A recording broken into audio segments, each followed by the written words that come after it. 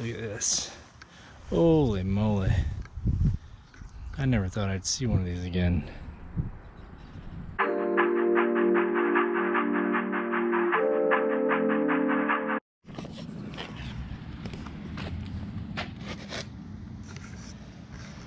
We are at a yard that we got called about. I'll show you the back. Here's the front.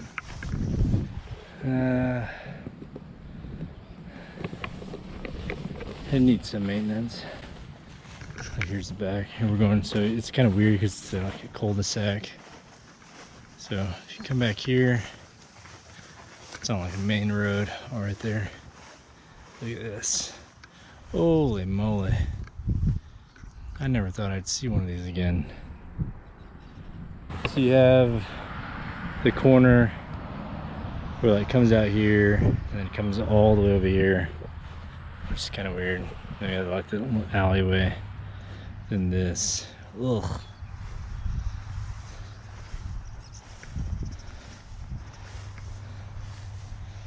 Let's see where this is like the tallest part. That's like mid.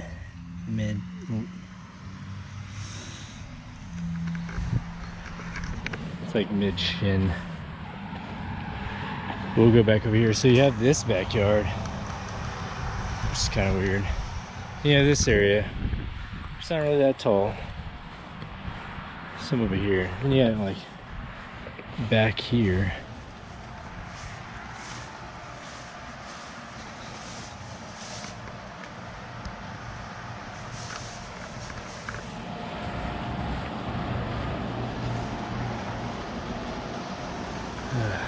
I guess if it's starting to rain a little bit more, it's just grass is growing. So, all right, well, we'll take care of this yard. Let's get to it.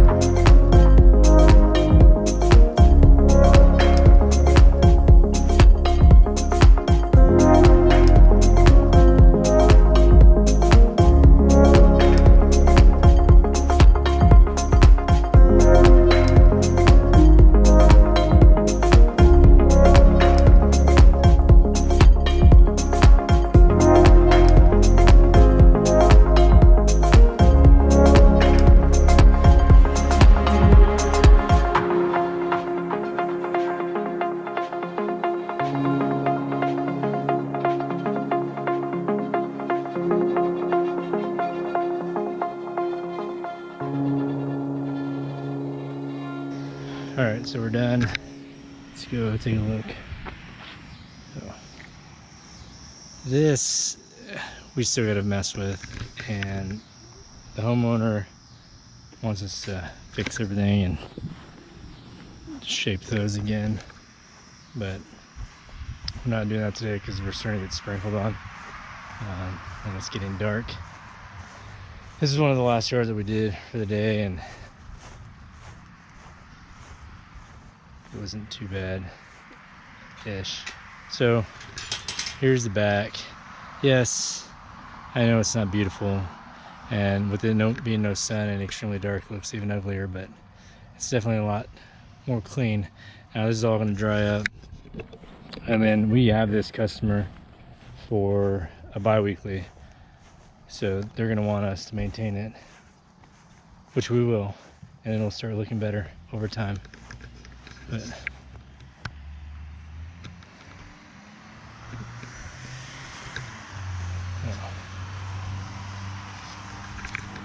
it's not pretty, but it's a lot better than getting a violation from the city, another violation yard. It's all cleaned up. So that's it, we're done. God, my leg is killing me. Dylan, you saw it. He got me with the trimmer.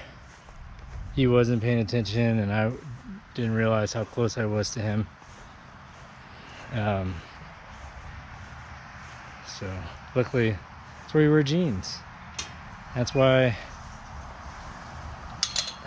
you wear, like I wear,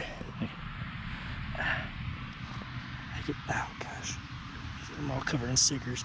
But it goes all the way up, so it didn't get me. It got me a little bit, but not a lot. No blood, none of that. Just probably a few scrapes. All right, guys. Well, it's been a long day. That's all I really have. It's an Overgrown. Got paid good money for it, and we got another customer out of it. So.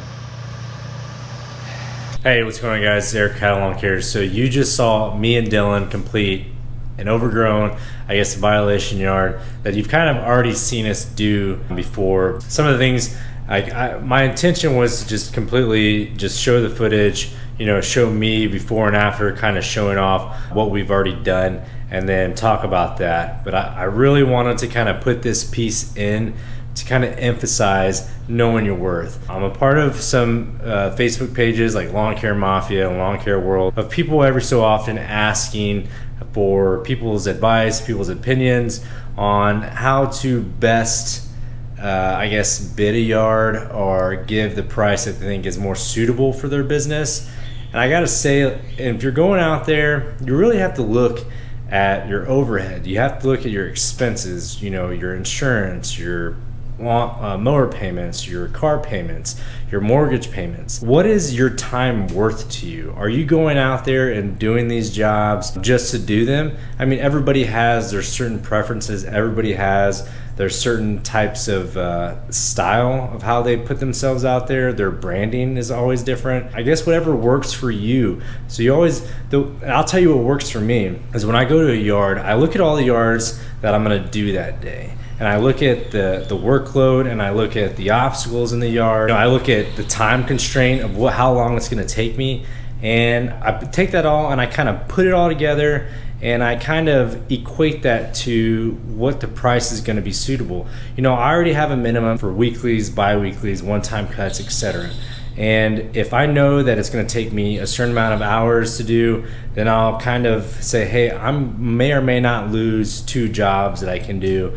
So I'm just gonna charge it that price because that's what I'm gonna do. Then I gotta think of, like, you know, am I gonna have to bag this yard? Am I gonna have to, you know, move stuff around? There's no perfect answer to bid a job. You gotta look at it in different aspects. You gotta look at it at what is suitable for you, what is suitable for your business, and how to make it work. You don't wanna undercut yourself because, you know, if you are, it'll catch up to you eventually. And it has before for me, where I just kind of gave myself a certain price. I was a little bit lower to get that job. And now, you know, it's kind of just gotten to the point where, like, that job that we're doing is not worth the price that we originally quoted for. but we've already quoted it, so we can't backpedal and go against our word and our estimate. So we've continued to do it all year. Now next season, when we start branding ourselves a little differently and putting ourselves out there more, then we'll increase the prices. And then you're gonna have some of those people that say, no, $2 is too much, or $5 extra is too much, and just kind of back away from you. And those types of people, it's gonna hurt in the beginning. It's gonna feel like it's a little frustrating, and you feel like you're doing something wrong. But trust me, there's always gonna be more after. You know, we lost 2 jobs the other day because I quoted them, because they're already calling us at the end of the season. So I know for a fact that I'm only getting to get maybe 2 cuts out of them, 3 cuts out of that property, and that's it. So we kind of bumped the price up an extra $5 to kind of tack on, because it was going to be an additional workload. They came back and said, no, that's okay, we're going to go with somebody else, which is absolutely fine, because we were already set. We were already good with the amount of money that we were making. So losing them wasn't hurting me. If we would have got them, it would have been a little bit more work, but the price equated that workload. So we lost them, oh well. But guess what? I just got a call today for us to go bid on some other commercial properties. So me and Dylan are gonna go do that later on and go look at it. And I'll take you out there, we can kind of show you around. And I know some people do these types of properties, so I may ask for your advice. Don't ever think that you're not worth something because you don't have a certain amount of equipment, or you don't have a certain amount of yards. Think of it like this. There may be people out there that have hundreds of yards, and there may be people out there that have less than 100 yards, or maybe like 10, 20 yards. Those people with less yards may be making more money than those people with a lot of yards. So it's not really the amount of properties you have in your business, it's more so the amount of money that you're bringing in. That's the way I look at it. It may or may not help you. If it doesn't, I apologize. I can't do anything about that. That's how we do stuff. But there will be more videos like this coming along with the off season. You know, GIE is coming up in 2 weeks. We want to show our trailer again, what everything's set up and what we may or may not be adding to it, and things like that. Just have fun. But hey guys, that's all I have. I really hope you enjoyed the video. I hope you kind of got an idea of the overgrown property and making it something from nothing. But that's all we got. So I'll see you next video. I hope you have a great weekend, and see you later.